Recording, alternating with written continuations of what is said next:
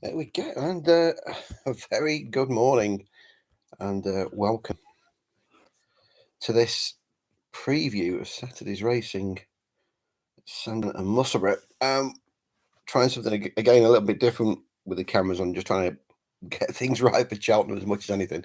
So we're trying to use the camera, so it might be a little bit shaky. We're trying to use the camera that's actually in the laptop this time. Normally I use the HD camera that's on the phone, but try something a little bit different this week.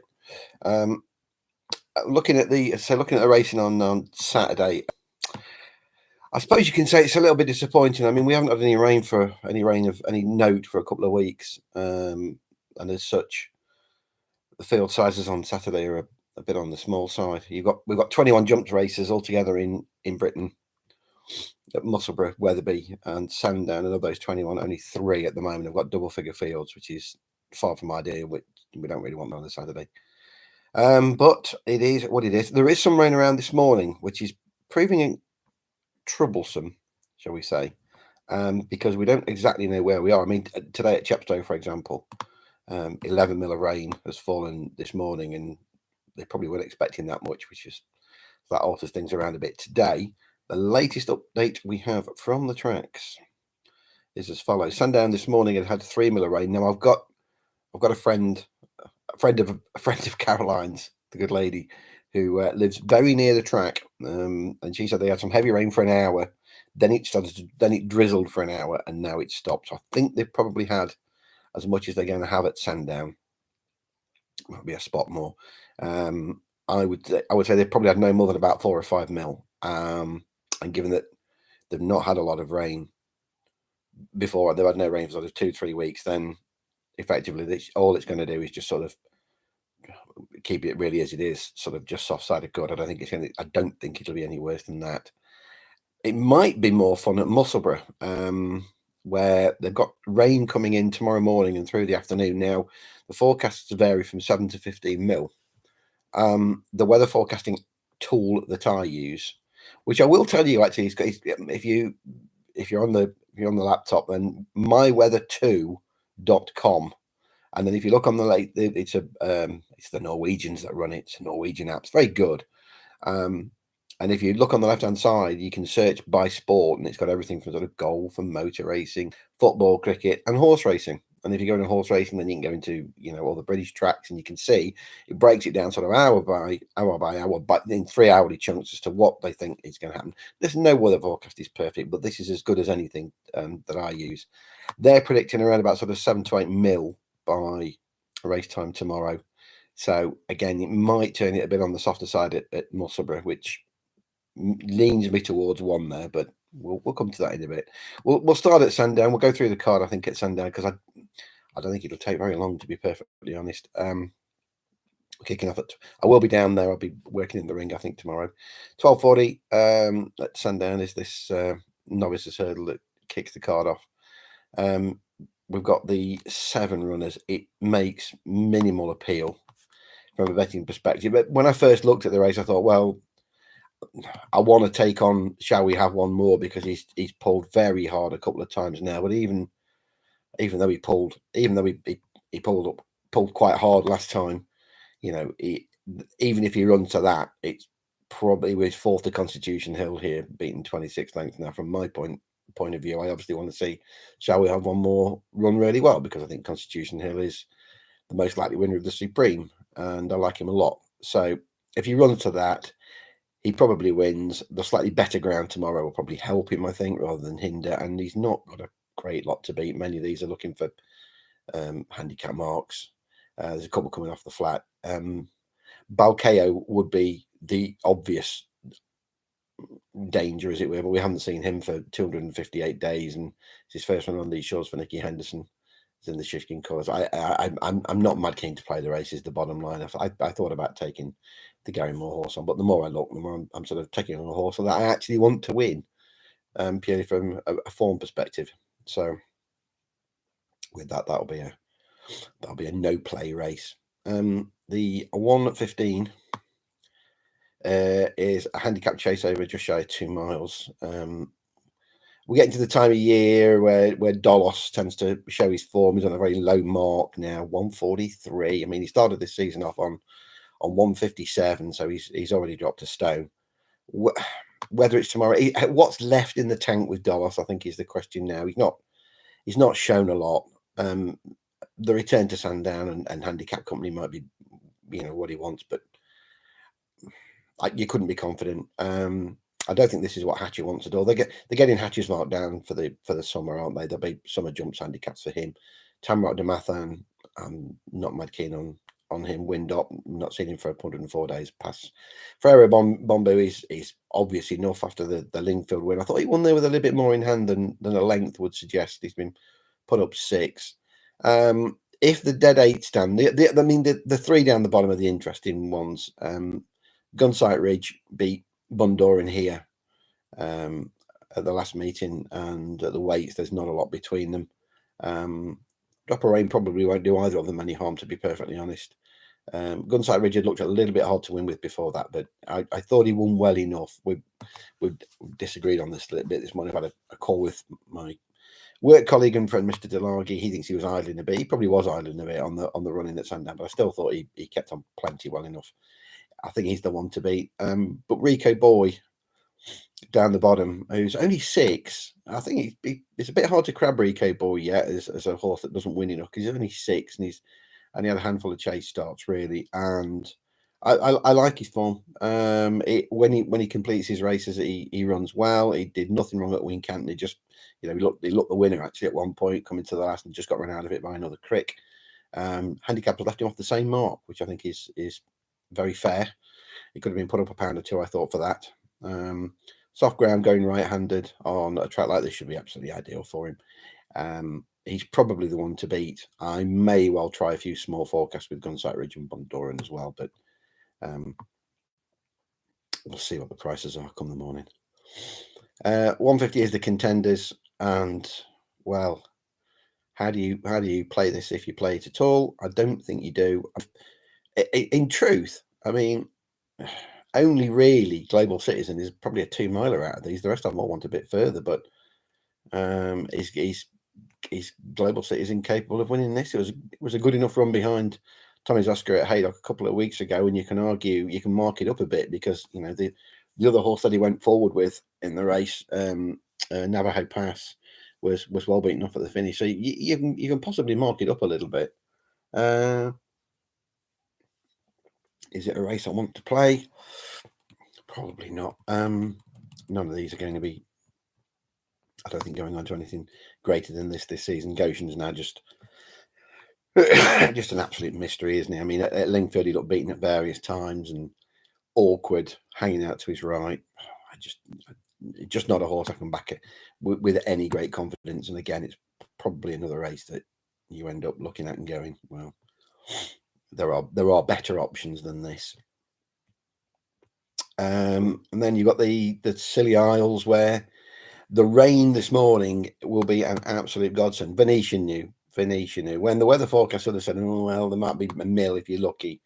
We're going to get 5 mil. And with that, we'll probably see Long Press tomorrow, because he does need a little bit of cut, I think, in the ground. But my word, he's been very impressive in his last 2 starts. I mean, given that I thought the Glancing Queen similarly had been impressive in her chase starts this season, for Long Press to absolutely pan her at Cheltenham, I thought was an impressive performance. He's basically, what you've got is an improving young horse that deserves to take his place at the top table. I think he's got a bit more scope for this than Pick Door. He would be the obvious danger, and really the other 3 are going to be scrapping it out for the places. I don't see, they've all got to improve a stone and a bit more, and I don't see enough of them doing that. So I think again, it's another race where you end up looking and going, I mean, if Long Press is 5 to 6 at the moment, that's probably a fair price, to be honest. Now that's probably an acceptable sort of price, but it's just not really my sort of a price, I don't think, for tomorrow. Then we've got a few runners. We've finally got a race with some runners in it. At the moment, there are 18 going to post in the handicap hurdle at 255, just short of not many you could have, I don't think.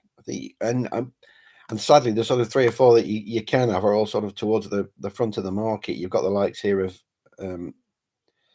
You got the likes of Orby's Legend, who won the Tote Silver Trophy earlier in the season at Chepstow. That form worked out really well. Disappointed a bit at Haydock next time, and then went to Wincanton and beat another sort of potentially well handicapped one in Saint Sonnet fairly readily. A £5 race looks more than fair for that. I think Orby's Legend has to be on your list. Likewise, I think Beauport, who has always looked to stay running at 2.5 miles and won one of the EBF finals around here last March very, very easily. If you go back to that form, you don't go winning Grade 3 hurdles at Sandown as easily as Beauport did without not being decent. You can argue the form of those in behind probably hasn't quite stacked up, but nevertheless he marked him out as smart, and he's done little wrong in 2 runs this season. The step up in trip is only going to help. He's probably the one I'd want to be with here, I think, Beauport, especially with a drop of rain coming. That'd be ideal for him. The other one, of course, that's obvious is Green Book, who I was with for the Lanzarote early unseat. It's just a bit of bad luck, really. Before that, he'd looked useful in 2 runs at Haydock and Ludlow. And again, just an improving horse that he's still probably got a bit. If you're going on his flat mark, he's probably still got a few pound in hand here. Other than that, you in terms of outsiders, there wasn't a lot. The Impressive Lady would make some appeal if she got in. She's the reserve at the moment, right? Number 19. If something comes out, then she'd make some appeal. But she's another sort of improving mare that stays well, goes well around Sandown as she showed last year, and would handle a bit of cut. But at the moment, I think it's going to be Beauport as looks the one to be with. 3:30 is handicap chase over. Bear with me. Screen's a little bit slow. Over 3 mile. How many of these? Again, it's the same old question. How many of these could you really have? Real Steel looks a shadow of himself. Dacia Arbor. It was a poor effort at Chepstow last time. He needs to bounce back from that. Cap Course probably wouldn't want the ground any softer. He did get away with it, back in the day, but good to soft I think would be ideal for him. And £8 for Newbury. His Newbury win looks plenty. Again, you end up with the obvious ones, I'm afraid. 5-star Getaway, a ready winner at Kempton beat Fortescue, up £4 for that. I rate that form. I think that's decent. And Faraday, who was an easy winner over 2.5 round here and will probably stay. So I'm not telling you anything really, unfortunately, these races that the market already isn't doing. Again, I think it would be 5-star Getaway for me at the moment, unless the market drastically changes and they come for something. And then we finish up with a novices handicap hurdle where I thought the obvious one was Widder Galley.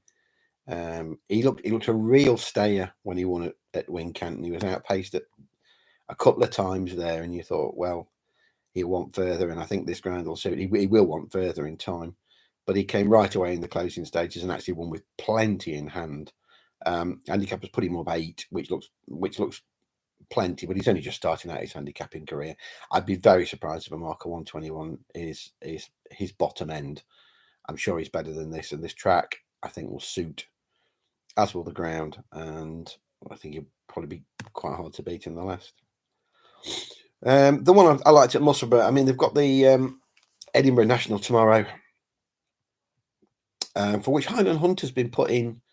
This is at 3:45, by the way. Highland Hunt has been put in pretty short. We're putting around about the sort of 11:08 mark, because we've got a non-runner now. Kuda Pan so down the bottom doesn't go, which only leaves us with the 6. Now, if the rain comes, Highland Hunter does handle it. I mean, he handles some cut. That's absolutely fine. I think it brings Mighty Thunder into it a little bit. I know you can argue Mighty Thunder's best run to date when winning the Scottish National came on good ground, but don't forget, he won this last year by half the track, and there was some cutting the ground that day. Now he's higher this year, obviously. That, I mean, you don't win 20 lengths and not go up in the weight. So he won off 129 last year. It's 148 this time around. But he's shown as I say, the air run was off 144. He's only £4 now. He's come down a little bit. He blew out at Chepstow last time, but he wouldn't be the first horse to blow out around Chepstow. There's plenty of horses don't like that, and it may just be he's a flat track horse. If you take his Musselburgh form, I think he's won twice around here and been placed as well from about 4 starts. I think tomorrow might be his day. I think tomorrow might be Mighty Thunder's day. He'll get a decent. I know there's only 6 in it, but you'd expect Step Back to go out and try and make all here. I can see a case for Step Back at a big price, but 12-year-old now, and I'd like to see a little bit more on his comeback at Ascot. It was an all right run, but it didn't scream to me next time out. Robin de Forêt won't stay. The Wolf, I've always thought, is the handicap has probably got him at the moment. I think he isn't guaranteed to stay. Captain Cattystock would definitely want the ground to stay good. So you're sort of looking between the top 2, and when you do that, you're sort of looking and thinking, well, Highland Hunter at 15-8, Mighty Thunder at 4-1. Should they be a bit closer? I think they should. I think I'd probably have Highland Hunter sort of around about the 5-2 mark, and Mighty Thunder nearer the 3-1 mark. So I think there might be a bet in Mighty Thunder, and I think he's got a good chance tomorrow, especially with Tom Skeudin back on board. He's not ridden since the horse won the Scottish National at Ayr. I think he's probably at tomorrow's prices and all the races I've seen. I think he's one that's probably a little bit overpriced. I quite like his chance. Mighty Thunder and a drop of rain, as I say, won't do him any harm. Right, there we go. Where are we going next? Well, next week, is it next week or the week after? We've got Newbury and Warwick on the same day, which will be interesting. I hope you've read the Gold Cup preview from the Friday that I've done. Next week, I'll be taking a look at the Champion Hurdle as well. So, right, I've just realised the sun's been on me all this time. Should have shut that curtain. Never mind. See, we're living and learning. We'll get all these things right for Cheltenham, I promise. Right, guys, thank you very much, and have a good Saturday, great weekend, enjoy the Dublin Racing Festival. Cheers, bye-bye.